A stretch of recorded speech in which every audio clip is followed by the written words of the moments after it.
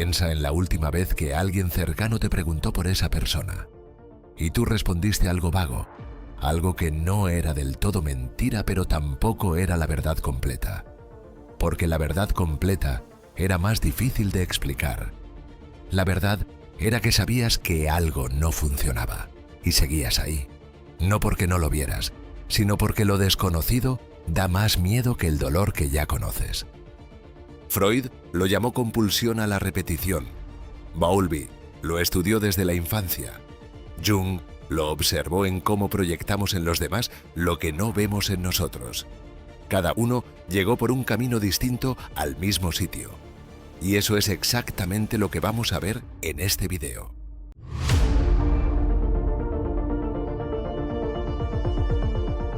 Hay una pregunta que parece simple y que, sin embargo, deja a mucha gente sin respuesta. ¿Por qué una persona que sabe que algo le hace daño sigue eligiéndolo? No hablamos de no ver las señales, las ves. No hablamos de no tener alternativas, las tienes. Hablamos de algo más concreto, que una parte de ti, sin consultarte, sigue volviendo. Y esto no es una cuestión de carácter ni de fuerza de voluntad, es un patrón. Y los patrones tienen origen. Sigmund Freud fue el primero en estudiar esto de forma sistemática. Lo llamó compulsión a la repetición.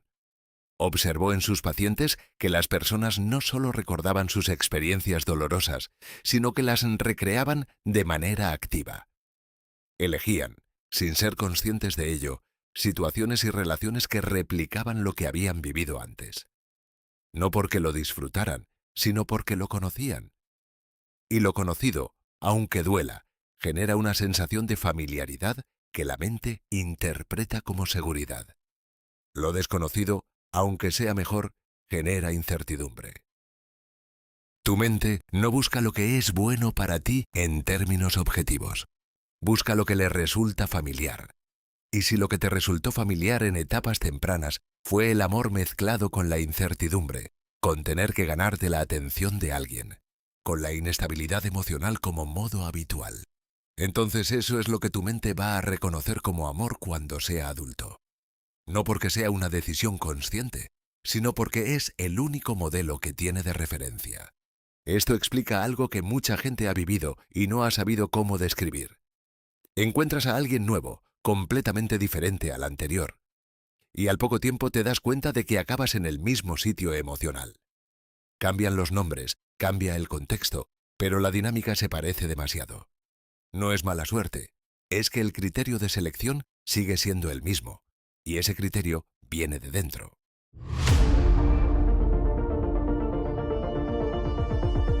En los años 60, el psiquiatra británico John Bowlby desarrolló algo que hoy se conoce como teoría del apego.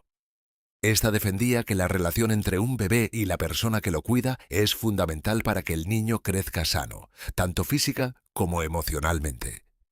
Consideraba que esa necesidad de conectar con otra persona está programada en nosotros desde que nacemos, como un instinto de supervivencia. Y lo que descubrió es que esas primeras relaciones no solo importan en la infancia, sino que se convierten en una plantilla que usamos para relacionarnos con los demás cuando somos adultos. Por eso, si tu cuidador principal fue consistente, presente, capaz de calmarte cuando estabas mal, desarrollaste lo que Bowlby llamó apego seguro. Aprendiste que las personas son confiables, que pedir ayuda funciona, que el amor no desaparece cuando hay conflicto. Si tu cuidador fue inconsistente, ausente, frío, o si su afecto dependía de tu comportamiento, algo diferente ocurrió. Desarrollaste lo que se llama apego inseguro. Y hay varias formas de apego inseguro. En primer lugar, tenemos al que se le conoce como el apego ansioso, donde aprendes que tienes que luchar constantemente por la atención de los demás porque puede desaparecer en cualquier momento. En segundo lugar, el apego evitativo, donde aprendes que depender de alguien es arriesgado, así que te desconectas emocionalmente para protegerte. Y por último, el apego desorganizado, el más complejo, donde la misma persona que debería calmarte es la fuente del miedo. En estos casos, el sistema nervioso no sabe si acercarse o alejarse, y esa confusión se instala como patrón de base. Lo importante de todo esto es que ninguno de estos estilos de apego es una sentencia.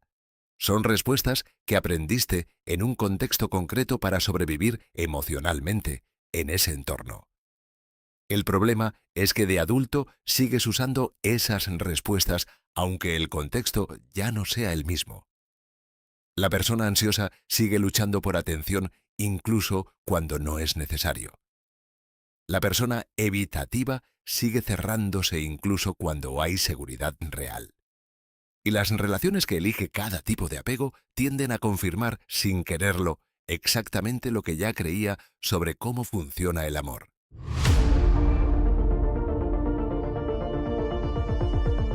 Hay una segunda pieza que completa el cuadro. Tiene que ver con lo que realmente crees que mereces. No lo que dices cuando alguien te pregunta, sino lo que opera en el fondo. La psicóloga Virginia Satir, que trabajó durante décadas con familias y relaciones, sostenía que el mayor obstáculo en las relaciones humanas no es la falta de amor, sino la baja autoestima. Y que esa autoestima, igual que el apego, se forma en los primeros años de vida a partir de cómo se responde a tus necesidades. Cuando un niño crece en un entorno donde sus necesidades emocionales no son reconocidas, donde se le ignora, se le critica en exceso, o donde el afecto es condicional, desarrolla una creencia central sobre sí mismo. Algo parecido a no soy suficiente. O mis necesidades son demasiado.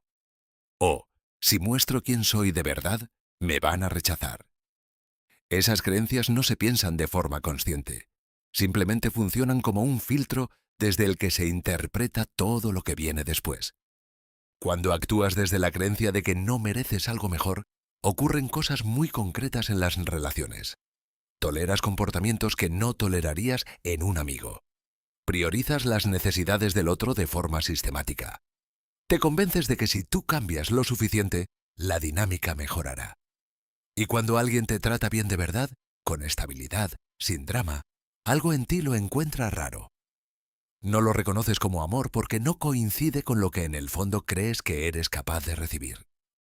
Carl Jung añadió algo a esto que vale la pena mencionar. Observó que muchas veces nos atraemos a personas que expresan lo que nosotros no nos permitimos. Alguien que pone límites cuando tú no puedes. Alguien que ocupa espacio cuando tú te encoges.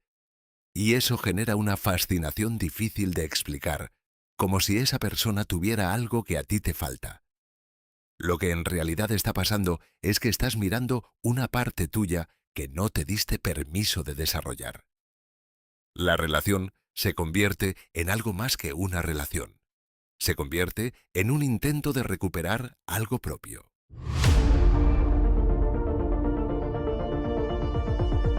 Una de las preguntas que más se hacen desde fuera es esta. Si ves que te hace daño, ¿por qué no te vas? Y quien lo pregunta generalmente lo hace con buena intención, pero sin entender el mecanismo que hay detrás. La psicóloga Judith Herman, en su libro Trauma y Recuperación, describe algo que llama vínculo traumático. Un tipo de vínculo que se forma en relaciones donde hay ciclos de tensión, ruptura y reconciliación. Y que tiene una lógica interna muy concreta. Cada vez que viene la reconciliación, después de un momento de tensión, el alivio que sientes es intenso. El sistema nervioso registra ese contraste de una manera muy potente. No porque la relación sea buena, sino porque el contraste con el estado anterior amplifica la sensación. Es el mismo principio por el que un vaso de agua sabe mejor cuando llevas horas con sed. El cerebro no evalúa en términos absolutos, evalúa en comparación con lo anterior. En esos ciclos, los momentos buenos se sienten mejores de lo que serían en cualquier relación estable. Y eso genera un enganche real, no imaginado. A esto se le suma el factor tiempo. Cuando llevas meses o años en una dinámica así, tu atención mental empieza a girar en torno a esa relación de forma constante. La energía que dedicas a entender a esa persona, a anticipar sus reacciones, a gestionar sus estados de ánimo, termina siendo el centro de tu vida mental. En ese punto, salir no se siente solo como perder a alguien. Se siente como perder la estructura desde la que funciona tu día a día. Y el vacío que deja eso puede asustar más que la incomodidad conocida. El filósofo y psicoanalista Erich Fromm hacía una distinción que ayuda a entender esto. Decía que el amor inmaduro dice, te necesito porque te amo. El amor maduro dice, te amo porque te elijo. Cuando la intensidad de lo que sientes se basa principalmente en la necesidad, la dependencia o el miedo a perder, el sufrimiento forma parte de la ecuación desde el principio. Y eso no es un juicio de valor, es simplemente describir cómo funciona.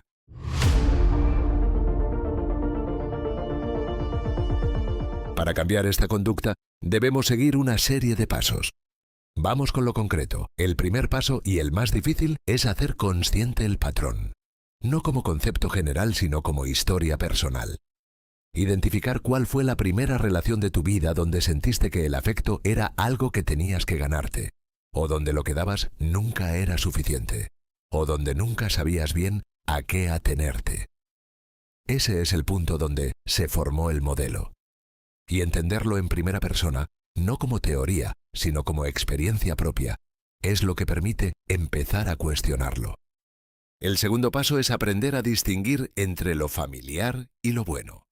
Tu sistema nervioso va a tender a reconocer lo familiar como seguro, aunque te genere malestar. Y va a sentir lo diferente como incómodo, aunque sea exactamente lo que necesitas. Esto no se corrige con fuerza de voluntad. Se trabaja con exposición consciente a dinámicas distintas. En la práctica significa algo concreto. Cuando alguien te trata con estabilidad y sientes esa extraña incomodidad o desconfianza automática, vale la pena preguntarte si esa señal viene del presente o de algo anterior. El tercer paso es trabajar la creencia de fondo sobre lo que mereces recibir. Eso no cambia con frases de motivación, cambia con experiencias nuevas que la contradigan de forma repetida. Relaciones de amistad donde te sientas visto sin tener que rendir. Contextos donde expresar tus necesidades no tenga coste. Y, si la situación lo requiere, un proceso terapéutico donde haya un espacio estructurado para revisar esas creencias con tiempo y profundidad. No porque estés roto, sino porque hay cosas que se abordan mejor con ayuda. Lo que Freud, Bowlby y los demás tenían en común era esto, que los patrones que más nos condicionan son los que menos vemos, precisamente porque los aprendimos antes de tener palabras para describirlos. Hacerlos visibles no los elimina de golpe, pero sí cambia la relación que tienes con ellos. Y a partir de ahí, las decisiones que tomas dejan de ser solo automáticas.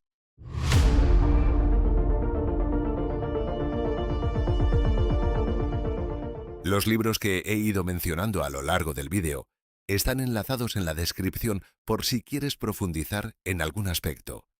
Y si hay algún tema relacionado que quieras que tratemos en el próximo vídeo, puedes dejarlo en los comentarios.